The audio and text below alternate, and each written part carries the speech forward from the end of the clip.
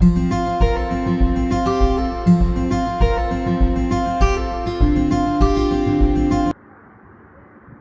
Everyone, आप सभी का स्वागत है। इस वीडियो में हम संख्या पद्धति के बारे में पढ़ेंगे। संख्या पद्धति क्या होती है और उसमें क्या क्या नियम होते हैं। देखिए, सबसे पहला हम सभी जानते हैं कि जितनी भी संख्याएं होती है वे 9 अंकों से मिलकर बनी होती है। 9 अंक कौन कौन से? ये 1, 2, 3, 4, 5, 6, 7, 8, 9 और 0 इनसे मिलकर बनी होती है। जितनी भी संख्याएं होती हैं इन्हीं अंकों से सभी संख्याओं का जो होता है क्या होता है, निर्माण होता है। जितनी भी संख्याएं होती है वह इन 9 अंकों से मिलकर बनी होती हैं। अब पहला रूप आता है संख्याओं का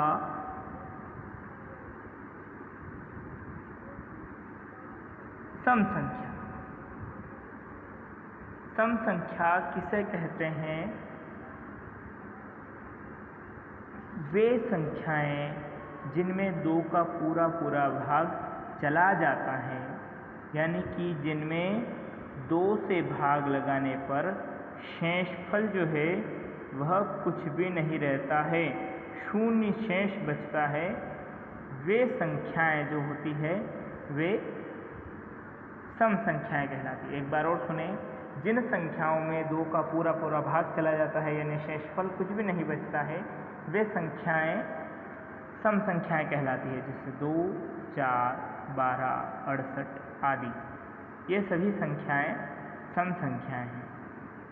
खास बात ध्यान देने वाली यह है कि प्रायः सम संख्याओं का इकाई अंक जो होता है वह 2, 4, 6, 8 या 0 होता है। संख्याएं जिस कोई भी संख्या ले लो आप, 280, 1076, ये जितनी भी संख्याएं होंगी इनका इकाई यानी पहले वाला अंक जो होगा पीछे से इकाई का अंक, ये हमेशा 2, 4, 6, 8 या 0 होता है।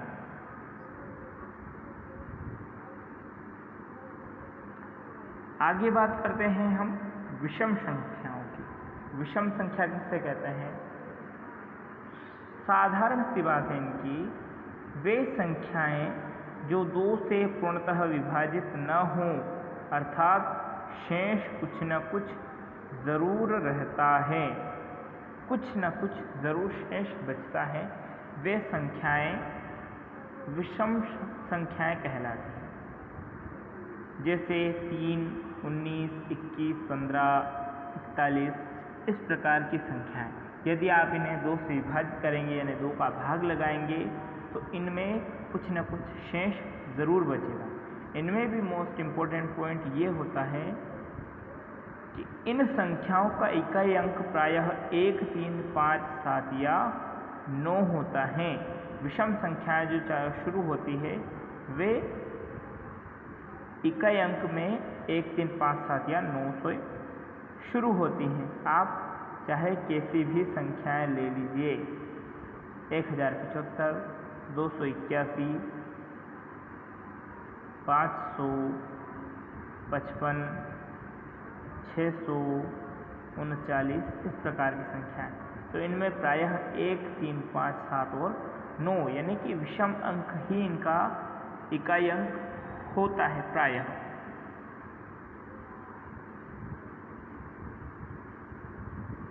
अब देखिए, भाज्य संख्याएं क्या होती हैं? तो वे संख्याएं जो एक और स्वयं यानी खुद के अतिरिक्त, एक तो एक के और एक खुद जो संख्या मानी जाए उसके अतिरिक्त यदि वह किसी अन्य तीसरी संख्या से विभाजित हो रही हो तो वह संख्या भाज्य कहलाती है। जैसे हम देखते हैं 8 जो है वह 1 से विभाजित होती है, 2 से विभाजित होती है, 4 से विभाजित होती है और 8 से भी विभाजित होती है। तो ये एक तो 1 से हो रही है और एक स्वयं से हो रही है, ये तो है ही सही, लेकिन इनके अतिरिक्त यह 2 और 4 से भी विभाजित हो रही हैं, किसी अन्य तीसरी संख्या से विभाजित हो रही है। तो ये भाज्य संख्याएं होती है। 21 ले लीजिए, 21 1 से विभाजित होगी, 3 से विभाजित होगी, 7 से विभाजित होगी और 21 से भी विभाजित होगी। 38 ले लीजिए, 38 1 से विभाजित होगी, 19 से विभाजित होगी, 2 से विभाजित होगी और 38 से भी विभाजित होगी। तो यह एक और स्वयं के अतिरिक्त अन्य संख्या से भी विभाजित होती हैं। वे संख्याएं भाज्य संख्याएं कहलाती हैं। अगला भाग आता है अभाज्य संख्याएं। अभाज्य संख्याएं क्या होती हैं? तो ये भाज्य संख्याओं का बिल्कुल उल्टा होती हैं। ऐसी संख्याएं जो एक और स्वयं के अतिरिक्त किसी अन्य तीसरी संख्या से विभाजित नहीं होती, वे अभाज्य संख्या कहलाती हैं। जैसे उदाहरण के लिए 2, 3, 5, 7, 11, 13, 17 इस प्रकार की संख्याएं। तो यदि हम 5 को देखें तो 5, 1 और 5 इन दोनों के अलावा किसी अन्य संख्या से विभाजित नहीं होती है, यानी 1 और 5 के अतिरिक्त किसी अन्य संख्या से भाग नहीं जाता है। 7 को देखें तो 7 में भी 1 और 7 के अतिरिक्त नहीं जाता है। 13 को देखें, 1 और 13 के अतिरिक्त कोई अन्य संख्या नहीं है जो इसे विभाजित कर सकें। हाँ, देखिए, सभी विषम संख्याएं अभाज्य संख्याएं नहीं होती हैं। विषम संख्याएं, ज़रूरी नहीं कि हर एक विषम संख्या अभाज्य संख्या हो, यह ज़रूरी नहीं है, ठीक है, क्योंकि विषम संख्याओं में 9 भी आता है और 15 भी आता है, 21 भी आता है, जो 1 और 9 के अलावा 3 से भी विभाजित हो जाता है। इधर 15 भी 1 और 3, 5 और 15 से विभाजित होता है। इधर 1, 3, 7 और 21 इतनी संख्याओं से विभाजित होती हैं। यदि वह दो संख्याओं के अतिरिक्त यानी स्वयं और एक के अतिरिक्त अगर किसी अन्य संख्या से विभाजित हो रही है तो वह संख्या अभाज्य नहीं होगी। इनका भी एक इम्पोर्टेंट पॉइंट होता है, इन संख्याओं को ऋण संख्याएं भी कहा जाता है। अभाज्य संख्याओं को ही ऋण संख्याएं कहा जाता है। देखिए, कुछ मोस्ट पॉइंट। सबसे छोटी अभाज्य संख्या 2 है।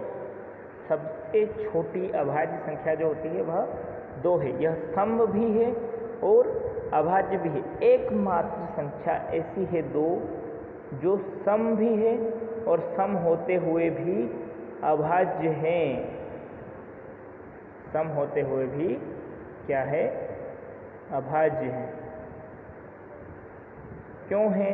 ये आप सभी जानते हैं कि 2 जो है वह 1 और 2 के अतिरिक्त किसी अन्य से भाग जाता ही नहीं है। बस 2 या तो 1 के पहाड़े में आएगा या 2 के पहाड़े में आएगा। सबसे छोटी अभाज्य संख्या 2 है। 1 न तो भाज्य है और न ही अभाज्य है। देखिए, अभाज्य के लिए हमें 2 पॉइंट चाहिए, एक तो स्वयं 1 और दूसरी वह स्वयं संख्या। अब जब 1 की ही बात हो रही है और 1 सभी संख्याओं को भाजित करता है तो न तो यह भाज्य की श्रेणी में रखा जा सकता है और न ही अभाज्य की श्रेणी में, क्योंकि अभाज्य के लिए भी हमें 2 अंक चाहिए और भाज्य के लिए भी कम से कम 3 अंक चाहिए जो उसे विभाजित कर सके। इसलिए 1 को न तो ही भाज्य कहा जा सकता है और न ही अभाज्य कहा जा सकता है। तीसरा इम्पोर्टेंट पॉइंट है, सबसे छोटी वर्ग संख्या क्या है? 4 है। सबसे छोटी वर्ग संख्या है जो कि 2 का वर्ग होती है। सबसे छोटी वर्ग संख्या 4 है और सबसे छोटी सम वर्ग संख्या भी 4 ही है। सबसे छोटी सम वर्ग संख्या। यूँ तो ऐसे बहुत सारे पॉइंट होते हैं, लेकिन यहाँ मैंने आप लोगों को कुछ इम्पोर्टेंट पॉइंट ही बताए हैं। आगे चलिए, आगे देखते हैं हम। प्राकृत या प्राकृतिक संख्या किसे कहते हैं? तो ये बिल्कुल ही सिंपल संख्याएं होती है, बिल्कुल ही साधारण। गिनती की शुरुआत जिन संख्याओं से होती है उन्हें प्राकृत संख्या या प्राकृतिक संख्या कहते हैं। गिनती की शुरुआत जिन संख्याओं से होती है, जिन अंकों से होती है, वे संख्याएं प्राकृतिक संख्या कहलाती हैं। ये संख्याएं 1 से शुरू होकर अनंत तक जाती हैं, जैसे 1, 2, 3, 4, 5, 6, 7, 8, 9, 10, 11, 12, 13 dash dash dash dash dash आगे अनंत तक जाएगी। कोई संख्याएं खत्म नहीं होती।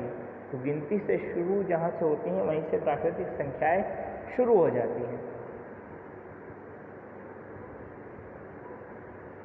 एक प्रकार और देखिए, पूर्ण संख्या किन्हें कहते हैं? तो प्राकृतिक संख्या के समूह, हमें पता है प्राकृतिक संख्या कहाँ से शुरू होती है? 1 से। 1, 2, 3, 4, 5, 6 से चलती जाएगी।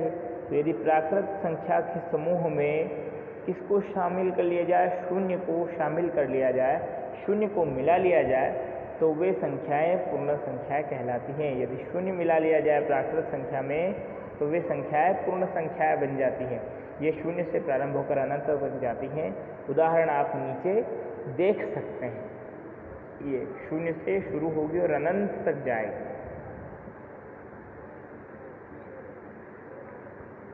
अगला है पूर्णांक। पूर्णांक क्या होता है?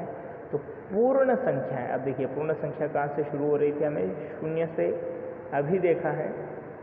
पूर्ण संख्या के समूह में यदि ऋणात्मक संख्याओं को शामिल कर लिया जाए, जैसे -1, -2 डैश डैश डैश, ये भी चलती जाएगी।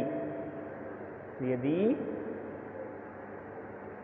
पूर्ण संख्या के समूह में ऋणात्मक संख्याओं को शामिल कर लिया जाए तो वे संख्याएं पूर्णांक कहलाती हैं। जैसे ये शून्य, इस तरफ की जितनी भी संख्याएं रहेंगी वो धनात्मक रहेगी और इस तरफ की जितनी संख्याएं रहेंगी वो ऋणात्मक रहेंगी। शून्य से दाएं तरफ धनात्मक और शून्य से बाएं तरफ ऋणात्मक, ये बाएं और ये दाएं।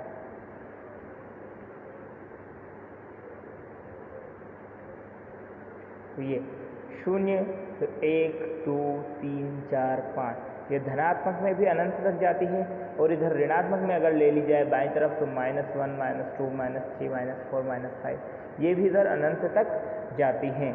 तो धनात्मक और ऋणात्मक संख्याओं के समूह को क्या कहते हैं? पूर्णांक कहा जाता है। आप चाहे तो ये परिभाषा लिख सकते हैं इसकी कि धनात्मक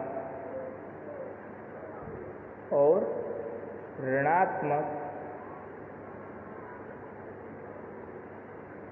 संख्या के समूह को क्या कहते हैं? पूर्णांक कहते हैं। लिख लीजिएगा आप लोग। अगला पॉइंट देखिए, परिमेय संख्या क्या होती है? तो ऐसी संख्याएं, आप पहले से जानते हैं परिमेय संख्याएं क्या होती है, फिर भी देख लीजिए। ऐसी संख्याएं जिन्हें P/Q के रूप में लिखा जा सके या जिन्हें हम अंश मतलब होता है बटाबटी वाली संख्या। हम जानते हैं कि भिन्न जो होती है वह परिमेय संख्या ही होती है जिसमें अंश और हर दोनों होता है। तो ऐसी संख्या जिन्हें हम अंश और हर के रूप में लिख सकते हैं परिमेय संख्या कहलाती है। जैसे उदाहरण 1/2, 5/2, 0/1। ये आप लोगों के सवाल आता है ज़्यादातर। तो 0 भी एक परिमेय संख्या के रूप में लिखा जा सकता है ना? 0 के बटे में भी 1 लिखा जा सकता है, अर्थात 0 भी एक परिमेय संख्या होती है। और आगे उदाहरण देख सकते हैं आप 15/40, 23/20, इस तरह के अन्य उदाहरण कुछ भी ले सकते हैं आप अपने हिसाब से।